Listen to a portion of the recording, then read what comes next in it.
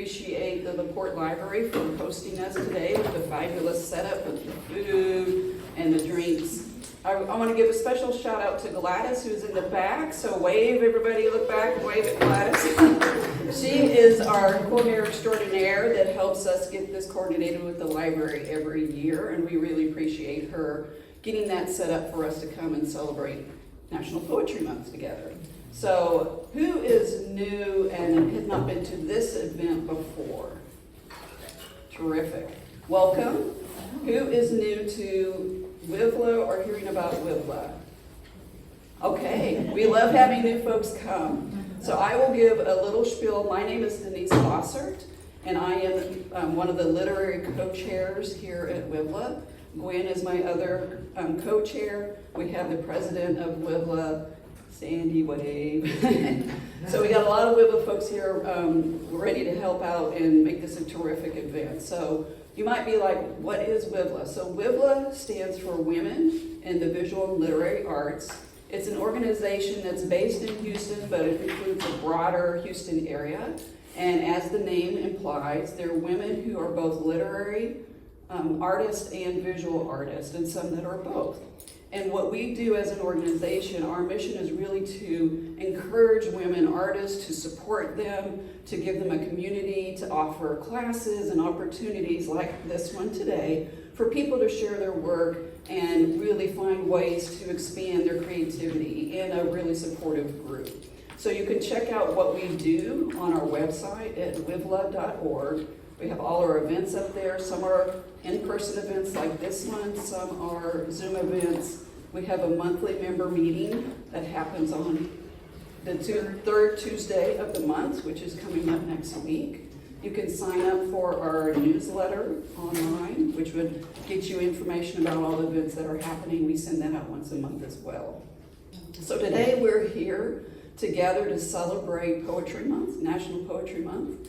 And we've had a number of our women artists today coming to read for you. If you are new and you have brought some poetry that you would like to read, we certainly would welcome you to jump up and join the group. And I appreciate the people who came just to listen. You know, your support of artists is really important to their success and their continued creativity. I want to call out our awesome book table. We have several members who have brought their poetry anthology books that you could purchase today. So after the event, you can speak to those authors, look through the book. We published our first anthology of short works through WIVLA called The Fire Within. And the theme was resilience, really celebrating short works, poetry, short fiction and nonfiction. And it was a judge competition, and people were accepted into the anthology. We have one this year that the theme is power. So that's individual power, collective power, women's power, however you want to interpret it. Again, if you go out on our website, wivla.org, you can find the details of that. The anthology competition opens in May and is open from May 15th to the end of July. So keep an eye out for that as well. Anybody have any questions before we get started? Okay, terrific. So, Sandi, would you like to lead us off, ma'am? Sandi just had a new anthology published, so I think she's going to be reading from her new book for us. So welcome, everyone.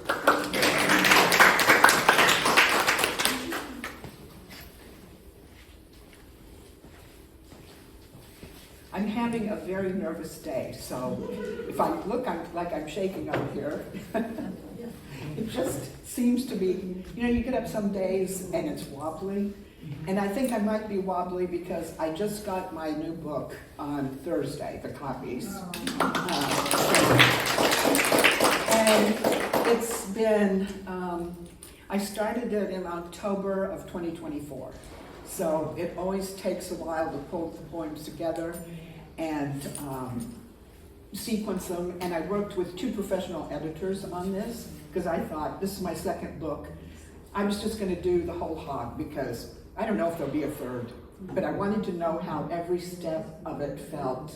So, and I, coming up with a title, was a challenge, but one of my editors kept saying, "You've got a bunch of moon poems in here." So I found this poem by a 12th century Japanese Zen Buddhist monk.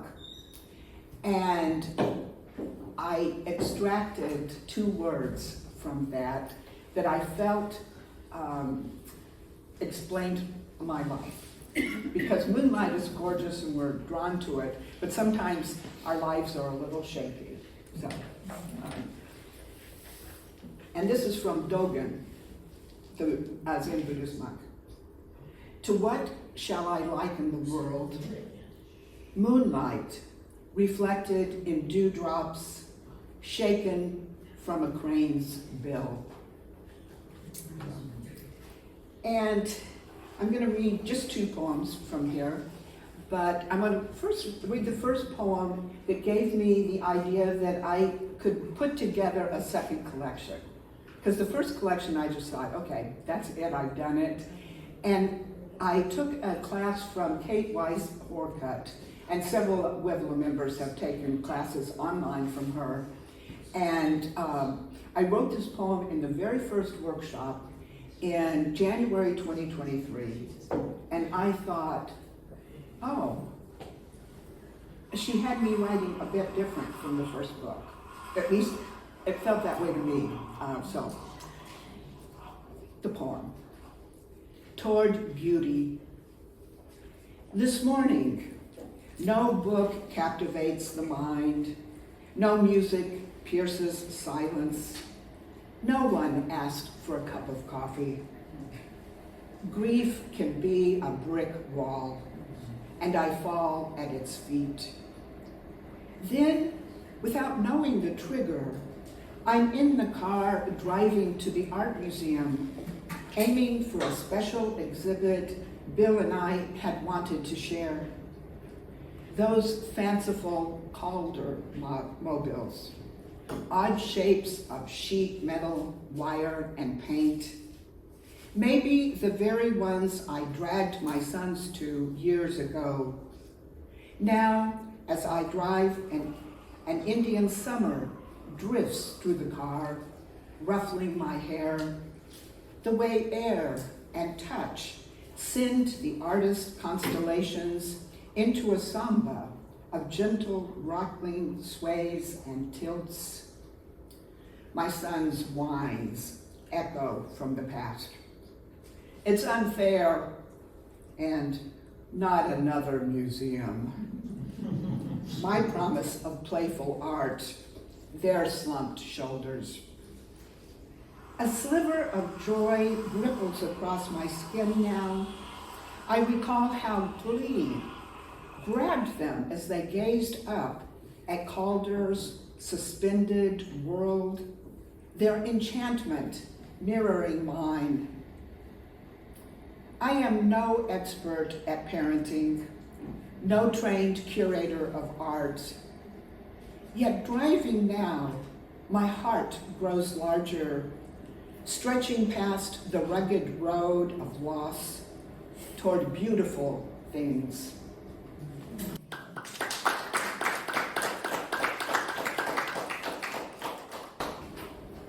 And the other one came from, also is written in response to art. At the Museum of Fine Arts in Houston, there's a special installation there that is a room with all kinds of lights by Yokio Kasami. And she's a Japanese artist who likes to do things with polka dots. That's what she's known for. But before the polka dots, she was into little lanterns. And this is called, she called it the aftermath of obliteration of eternity. But it's been fondly called an infinity room. 60 seconds of infinity. It's just for 1 minute, says the museum guard, opening a door as substantial as those that secure MRIs and CT scanners. The question of radiation leaps to mind. Stand on the triangle, he orders. assuring this room is only sealed to enhance infinity. Out of the dark, hundreds, maybe thousands of golden lights careen toward me. Tiny lanterns, ceiling to floor.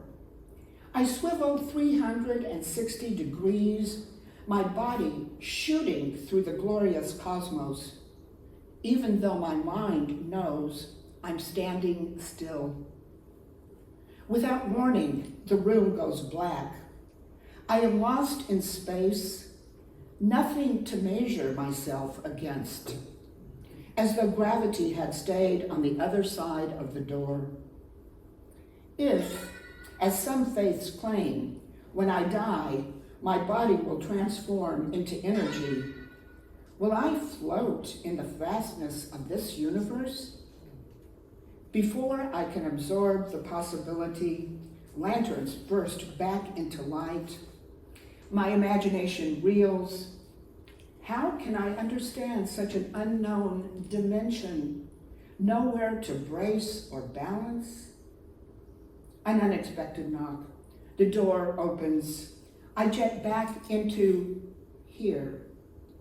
Step from the room, blinded for a moment by Earth's daylight. Vanished the flash of immortality. A possible afterlife I'm not ready for yet.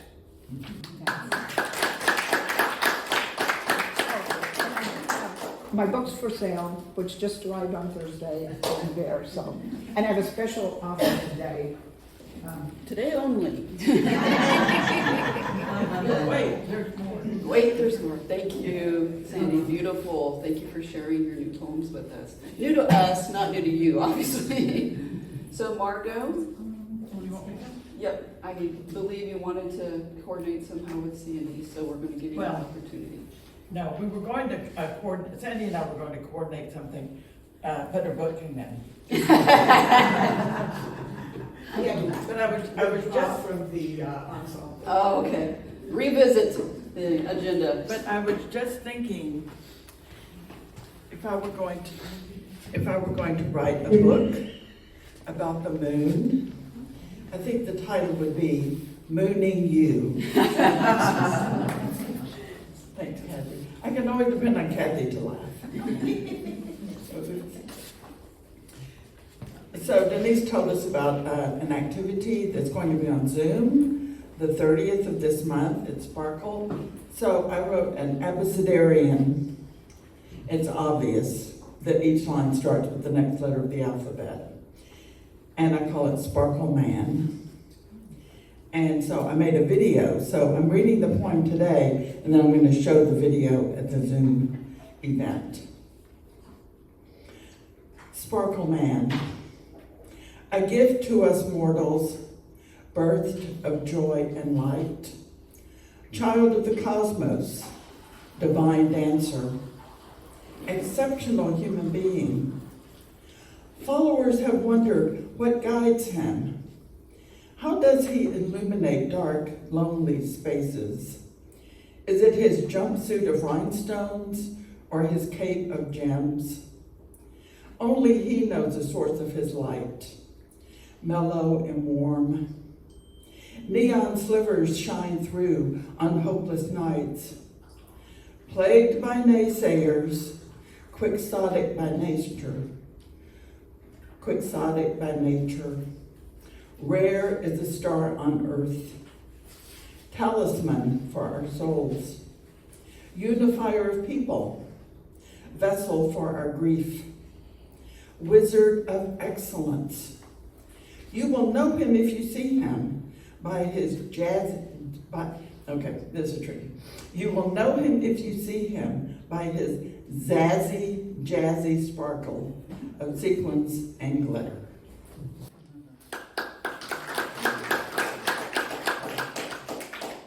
I don't know if this is a prose piece or a poetry piece.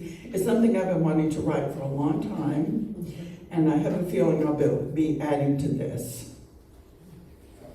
Prose pays homage to poetry during Poetry Month. I am here to honor poetry during Poetry Month. She could not be with us today because her dance card is full. She has too much on her plate. Her cup runneth over. Anywho, I am happy to be here for her on this special occasion. I'm sure she will sing my praises during Prose Month. Oh wait, there is no Prose Month. According to Google, prose is ordinary, written or spoken language, often described by its style, rhythm, and clarity. Common descriptors include lucid, vivid, elegant, rhythmical, flowery, stiff, and plain. Poetry, on the other hand, is described as rhythmic, evocative, and lyrical, characterized by concentrated language, vivid imagery, and emotional depth. Yes. Yes. Honestly, I am sick and tired of playing second fiddle to poetry. Did you know the World Poetry Day theme for 2023 was always be a poet, even in prose? Rude. I am weary of the words that describe her. Sonnet, haiku, free verse, elegy, ballad, epic, limerick, sestina, acrostic, blank verse, villanelle, go to heck. I'm not going to say the word because you know it. And you know it because you love poetry.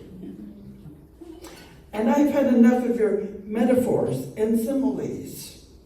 Finding your meaning is like searching for a needle in a haystack. There are too many trees in your forest. If you have something to say, spit it out. And finally, what is it with line breaks? Pick a lane and stay in it. So enjoy your month, poetry. I'll see you at open mic.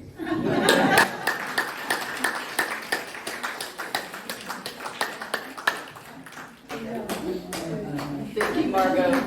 We can always count on Margo to remind us that poetry can be absolutely hysterical, right? Yes. Yes. Yay. So, Jere, would you like to come up and join us? Do you need me to hold anything up while you're talking? I could be Vanna.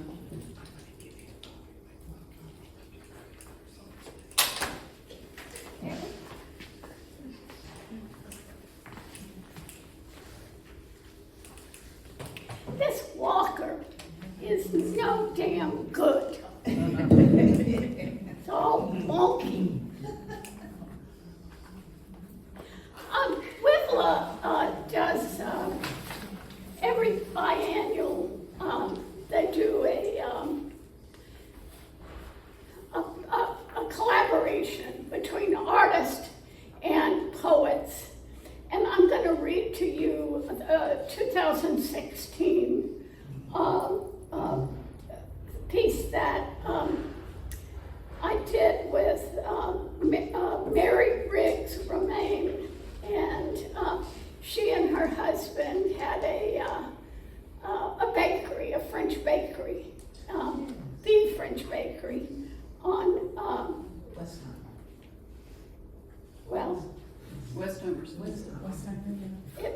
where was it? Westheimer, thank you. This is what happens when you reach 85. Can't remember a damn thing. Can't find your wait. Okay, so the theme was windows. And so Mary Romaine was a photographer. And this is me hugging a tree. This is me walking down a wooded lane. And these are cypress meads is what they're called. And they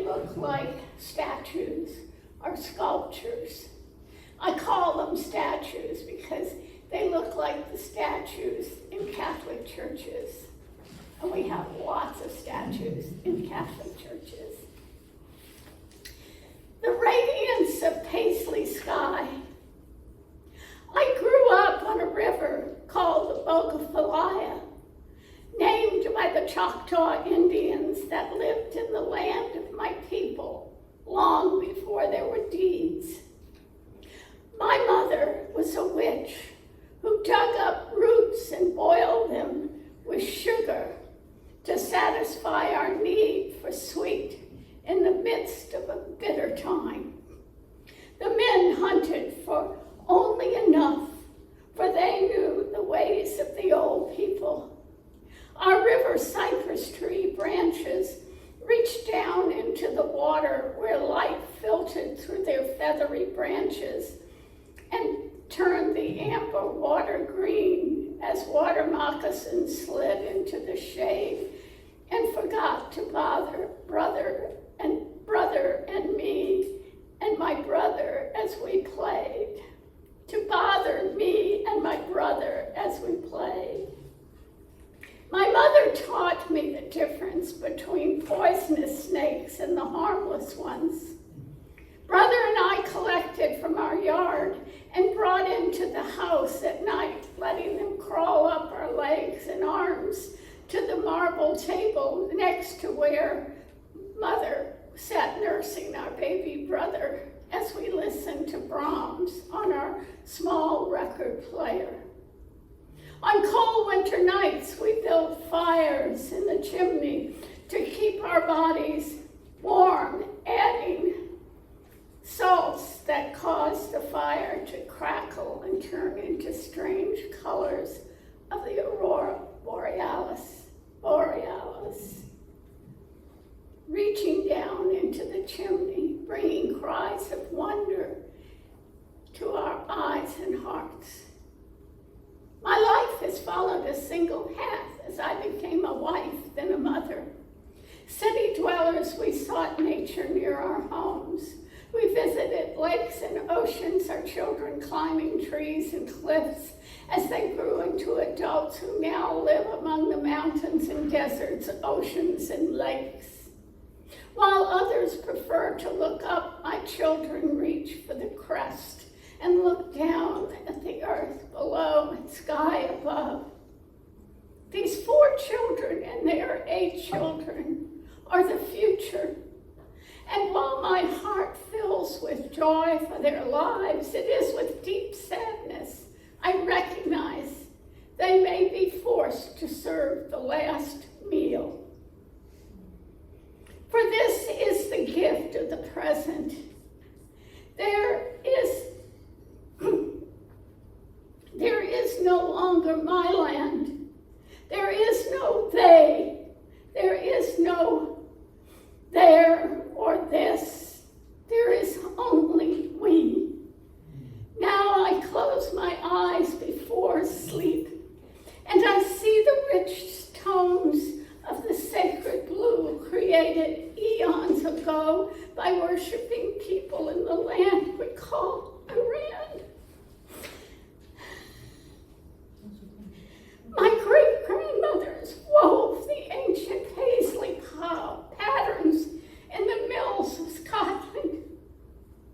The royal blue paisley leads to the land of forever, wherever that may be.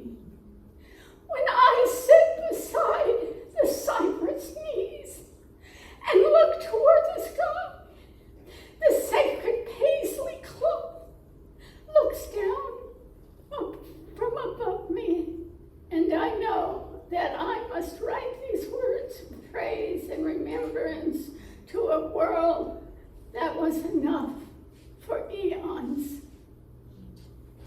Some believe there is a window of time left for the earth and sky that protects us.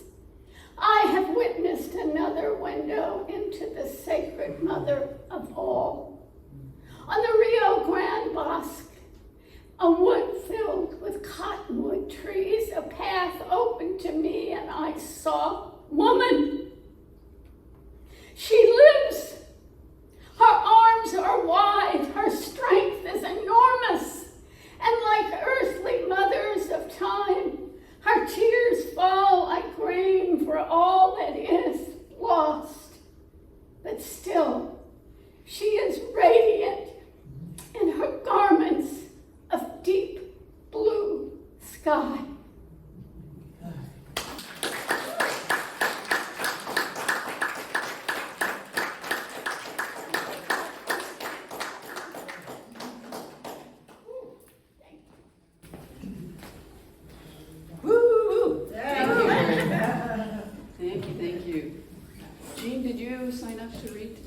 Yes, I do. That was All written in I have a question though 2016. before I get up there. Yes, ma'am. Are we allowed to do anything political? Sure. It's your mic, it's your time. No.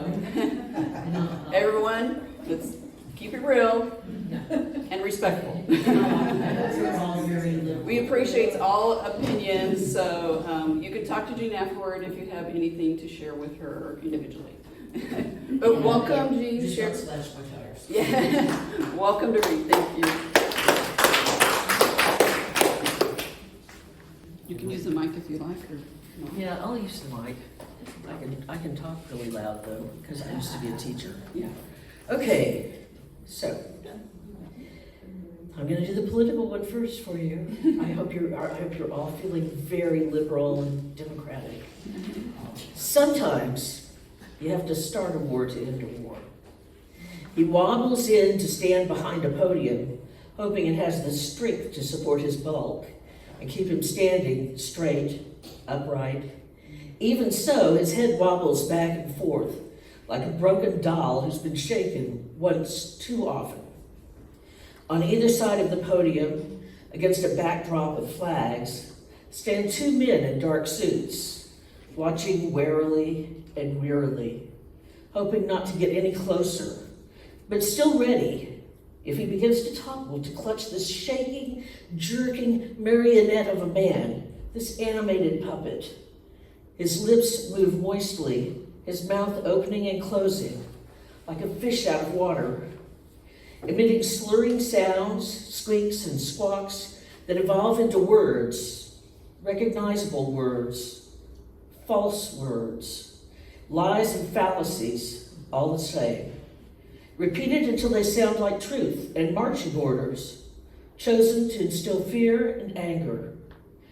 His small hands rise from behind the podium to slap and swirl the fetid air as though he could, flapping, fly away. The besuited men inch closer, relieved, when his hands drop and return to gripping the podium. Under writhing, wriggling eyebrows, his eyes move slowly, from side to side, back and forth, pinched between sagging lids and fleshy pouches, flat and dead, clouding over dully blue, week-old fish in the market eyes. No one wants to look too deep. No one dares attempt to look into those eyes below their waxy surface to search for signs of any life at all, if there is yet any chance of living inside. If anyone could get close, if anyone wanted to get close, the odor would stop them if the besuited men did not. The stench surrounding him burns nostrils and turns stomachs, an odor that reeks of sulfur and brimstone and ammonia, and something more ancient and ominous. We all maintain a safe distance, not only to avoid the besuited men, but also out of fear and loathing, as though his smell and brain fog are contagious. He continues to make noises, his mouth working to enunciate words and threats, war, military exercises, retaliation, and phrases such as, "Some people will die." No one is reassured.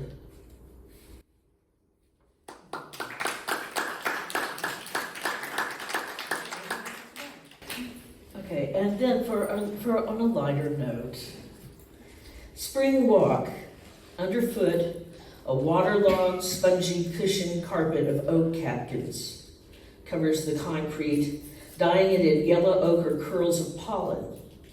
Rain has cleaned the air, wind has chased clouds, exposing a clear cerulean sky, while blowing fresh catkins down on us as it goes. When our walk is ended, when we've arrived home, I'll pick catkins from fur and hair, while Leonora Cattington looks on in bemused boredom.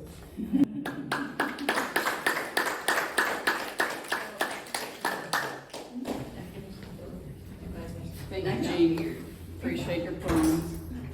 Dedra, did you sign up? All right.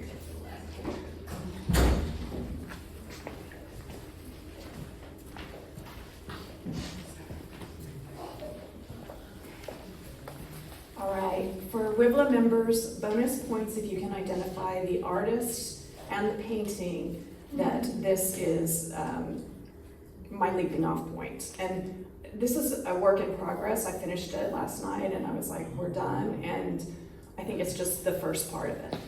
So this one is called Flowers for Dad.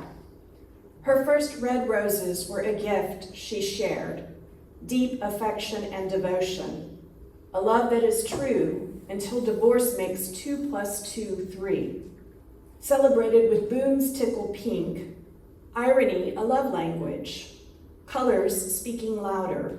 Who is listening? The song an earworm, reminding her that she does not need permission. She chooses not to take a life as her proof of love. Roses are red, her eyes are too, awash in tears cerulean blue. Why must she pay her respect in flowers? White lilies symbolize peace, yet she knows none. She misses gatherings of cheer and fun. No more father, no more son.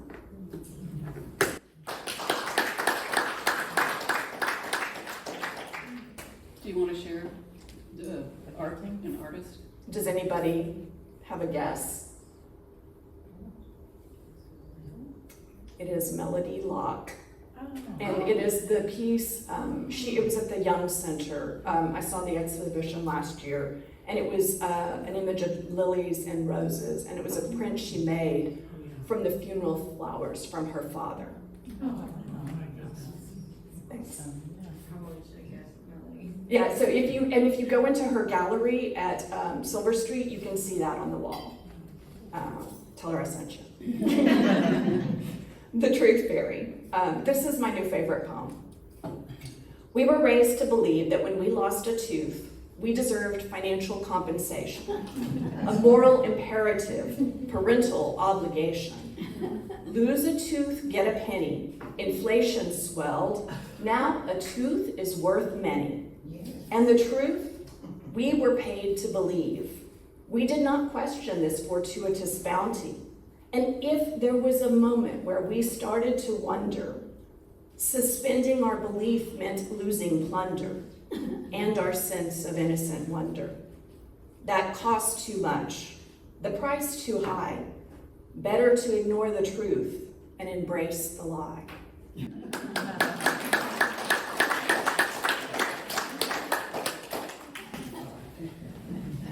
Thank you, Dedra. Those were fun. That was fun. Let's see. Did you sign up to read? Me? Nope. Yeah. Did you sign up? Okay, come on up. Oh, yes.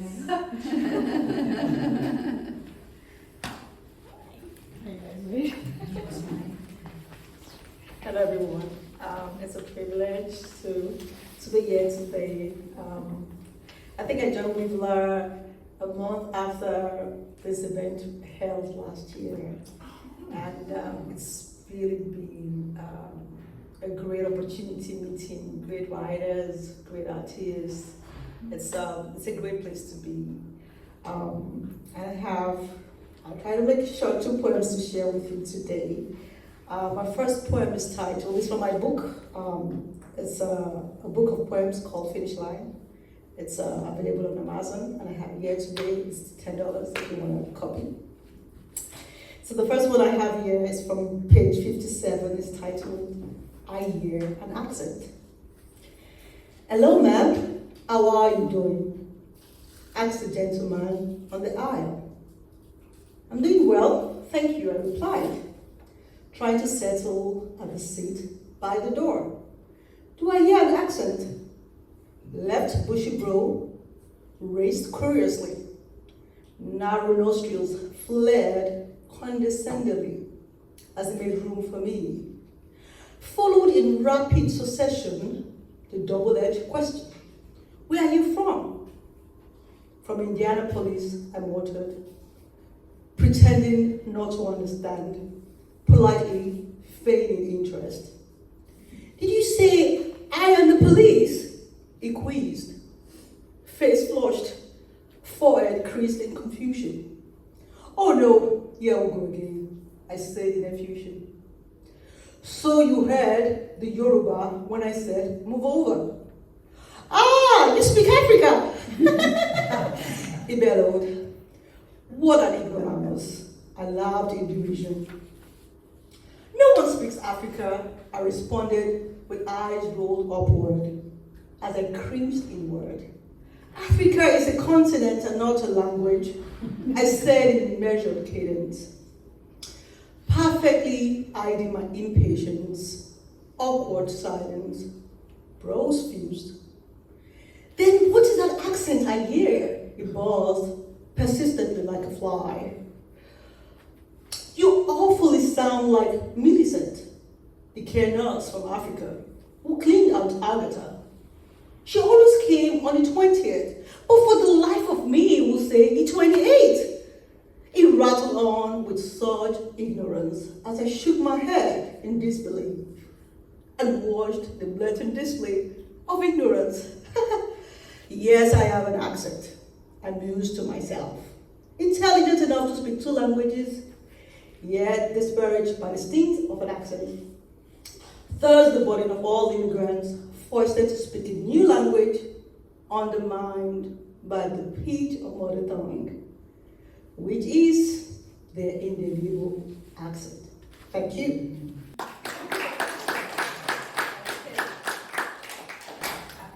And the second one is titled Matured Single Woman. It's on page 53. Matured single woman, I stand. Societal norms I gently reprimand. I'm expected to conform to age-apt ways. Don't date below, they try to sway.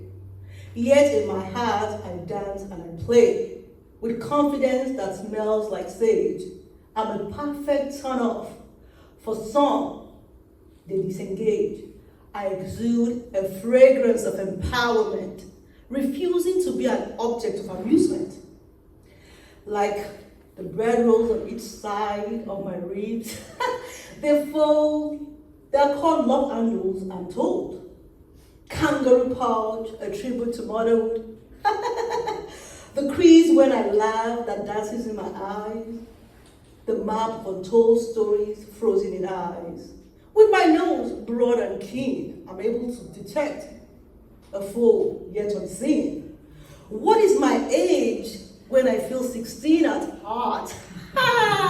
I'm 4 decades and a quint for a start. Fresh-faced like oriental mint. But I have painful joints and bones that no longer permit me a sprint. I'm boldly stepping into the sacred place of womanhood, where I am no longer scared by the lies of adulthood. Like the morning dew, I rejuvenate myself, moisturizing myself with the true essence of self. Where have the years flown, I wonder? Reminiscing with gratitude as my heart grows fonder for all that the universe has bestowed on me. I welcome these new possibilities, wild and free. I am gentler with this version of myself as I'm more open, more forgiving, embracing life off the shelf. Thank you, guys.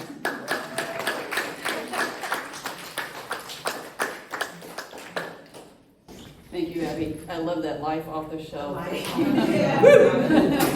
That was good. Kathy, would you like to complete your poems, please?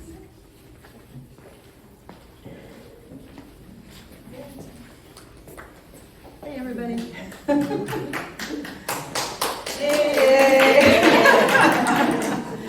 All right. So I do have a book here. It's called Consider the Light, and that came out last year. And I have another one coming out. It starts pre-order in June 29th from the same publisher. And it's called Running with the Beasts. So I will be having another launch party open mic probably in July. So if you're not on my email list, I have some bookmarks there that have my contact info, so just send me an email. Would love to have you. All right, I'm just gonna read a couple of my poems from a variety of the different collections and so on, but, and talking about landscapes and plants and my dad and different things. Okay, the first one is called Buy, Sell, Rent, Title, Deed. I'm sorry for driving down the same street every day. And I'm embarrassed to say, not noticing you are an empty lot now. I pull over, get out of the car, and stare. I rack my brain. What stood here before now? 3 decades before, our favorite coffee house. Every Saturday, my husband and I walked over for breakfast, read the newspaper, and listened to the Indigo Girls singing Closer to Fine on the jukebox.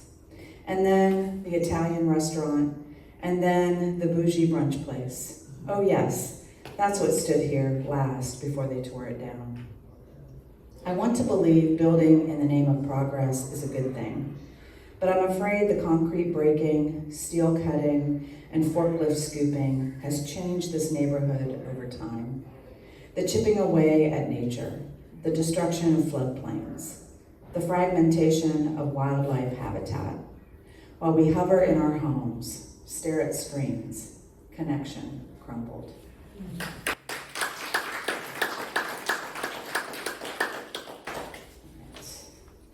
This one is called Thriving. When I asked my dad, what is it all for? Living a life, I mean. He didn't answer me. I can never talk about my dad without crying, so sorry. Then he died, and I bought a starter jade plant off the shelf at Whole Foods. I repotted her in a terracotta planter a friend gifted me, placed her in the bright light of my windowsill. My dad taught me how to plant a garden. When I was growing up, each spring, I sat next to him on the tractor as he tilled the soil. During the growing season, I helped him pick vegetables, pull weeds. Then I grew up and moved to the city. The funeral card with his picture is perched in the jade's dirt as a reminder he is keeping watch. 2 years now since I brought the jade home. Her lustrous green leaves sprout thick, woody stems. She's taken over the planter. New buds pop out every night. The right amount of water and pruning help her stay alive. I hear him reminding me to prune what's not working in my life. As I watch the plant grow, he is feeding the roots.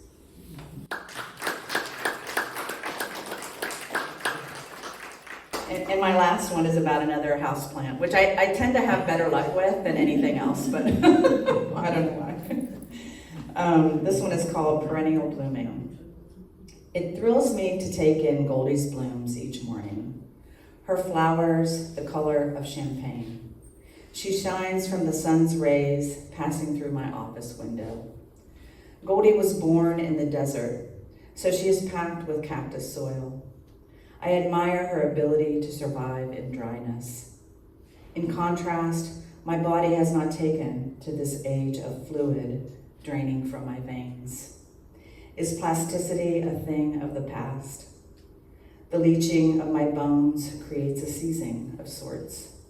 For now, I imagine myself on a dirt lane above Old Woman Springs Road, purple paddled cacti clinging, baby lizards floating, blue Joshua trees trotting, and me in kitten heels strung with lights, Goldie's limbs lit by candles.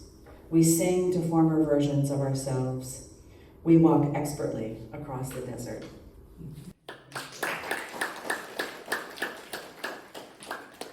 I did sign up. Thank you, Kathy. We're just checking the list of who signed up to read today, outside of Gladys and myself. All right, well, Gladys, come on up. That's my child. And I'm going to follow Gladys, which is terrifying, but I'm going to do it. Come on up, Gladys. She's so good.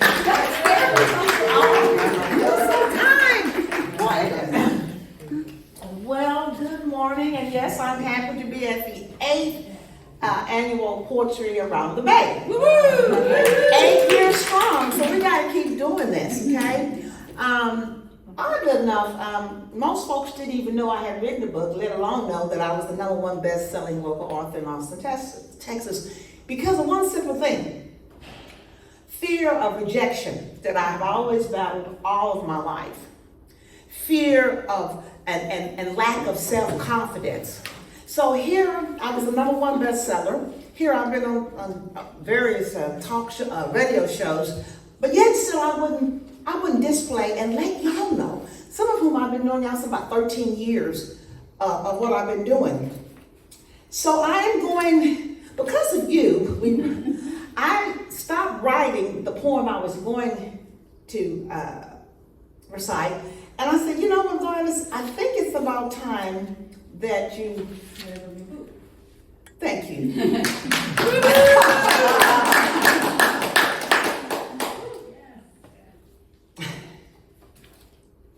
And I usually just go to cuff. Show us the cover and tell us the title. Oh, good. This is the cover. I think it's very interesting. The cover, I want everybody to see this. I have an illustrator to do it, and we had conversations, I don't want to run over, about, she wanted to feel my energy. She wanted to feel this energy, y'all. Come on, she wanted to feel it. And I didn't think I had any energy because I had no self-esteem and no self-confidence. But I was telling her what I was thinking I could do. I could write a book. You see this bird that's in a dark place in a corner, and the cage door is open. There's sunlight. And that means the sunlight always brings hope. And this picture, this illustration was based on her just feeling my energy and what I wanted to do. Gladys Mae Bullock grew up on a rocky road in Baytown, Texas, in a community called Baytown Woods. Those formative years prominently prepared her for later lessons in life, including headaches and triumphs.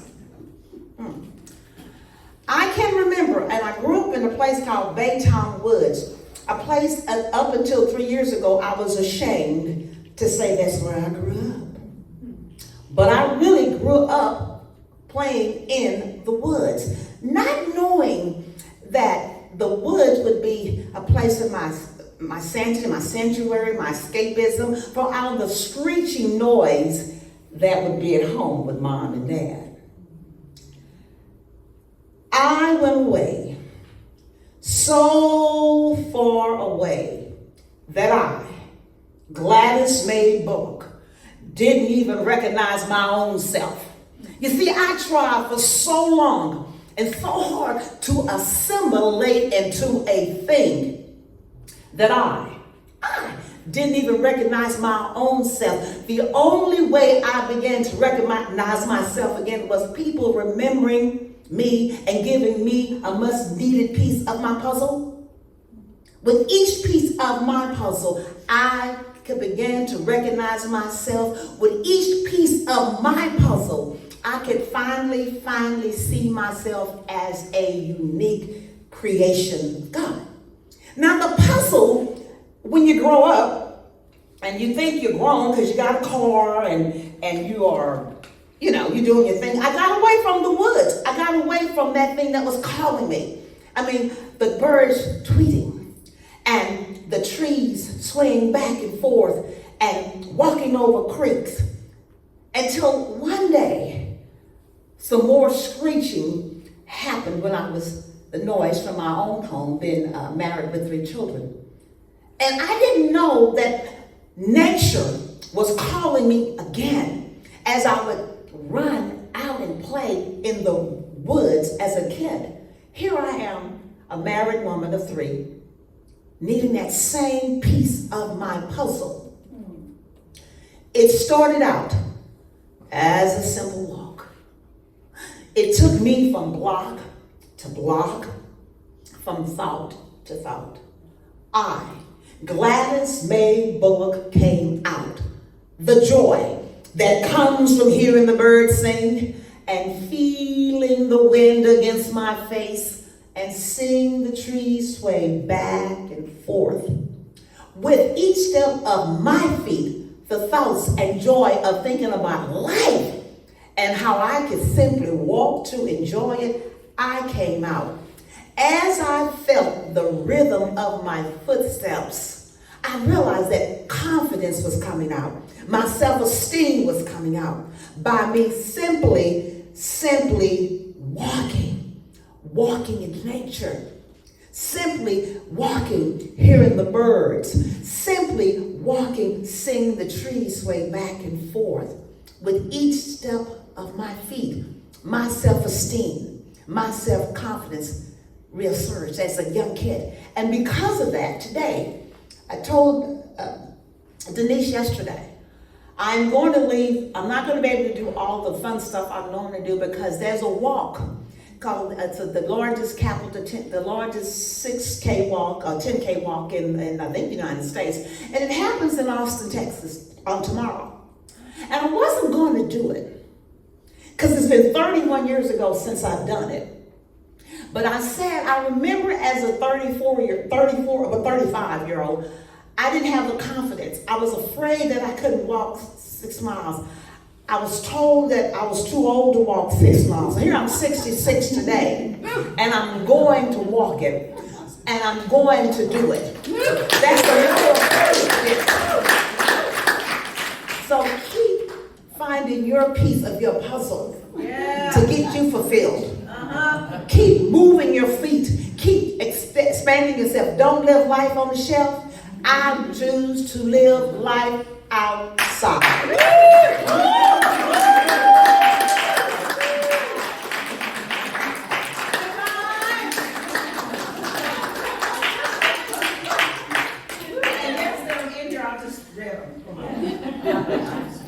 She memorizes. Thank you, Gladys. So I wanted to remind people of our anthology. Right now on Amazon, the Kindle version of this, we have a paperback, a hardback, and a Kindle.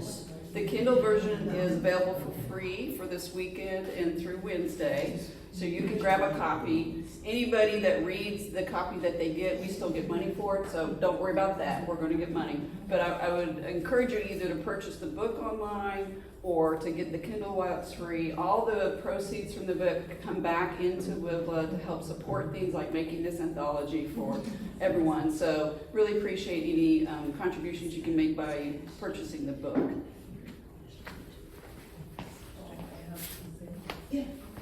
So I'm going to read my poems, but unfortunately, in the hurry to gather everything together, I didn't bring them in paper, so I'm going to have to shut off the recording to get to my poems on my phone.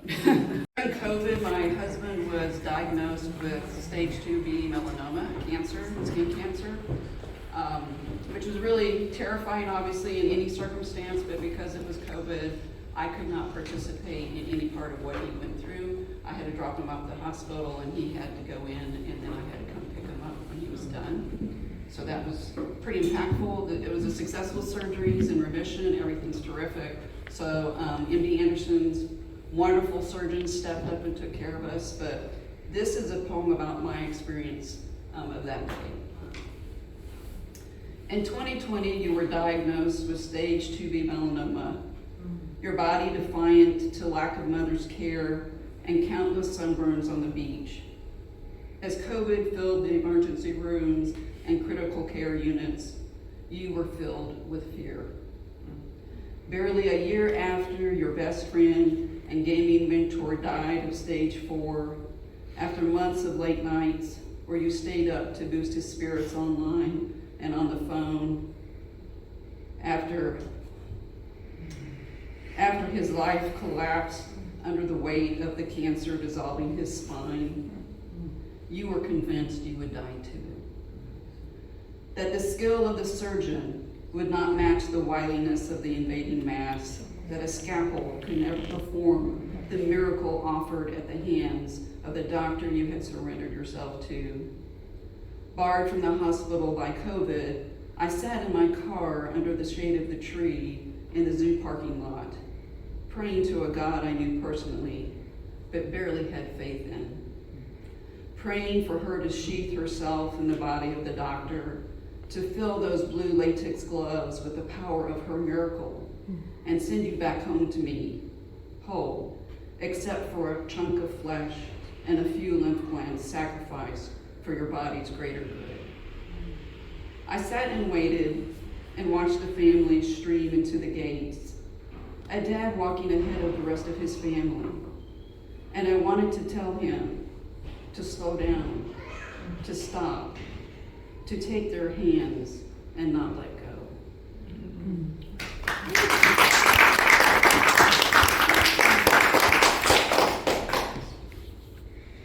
Okay.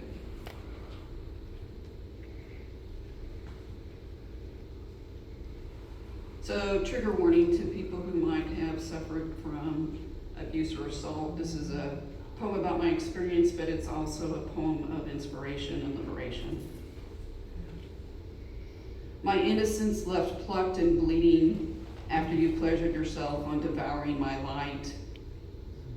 I will not be dismissed. I will not be ignored.